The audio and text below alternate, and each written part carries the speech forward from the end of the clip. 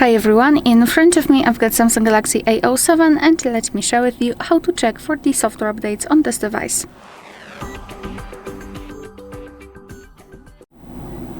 So let's start with opening the settings, and here we have to scroll all the way down to find software update. First of all, make sure that you've got the internet connection because it is required. Simply for checking, you can use Wi-Fi or mobile data. However, if you will decide to download the update, I highly recommend switching to the Wi-Fi. So after making sure that you've got the internet connection, then go to software update and tap on download and install.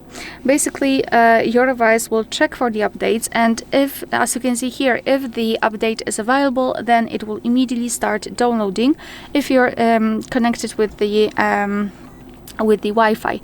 Here it will show you the information, what has been fixed, what has been added, and basically this is it. So it will happen automatically. If you're up to date, also your device will show you relevant information, so you can meet two different scenarios. It depends. If you're up to date, it will show you the info, and if not, your device will immediately start the downloading the update.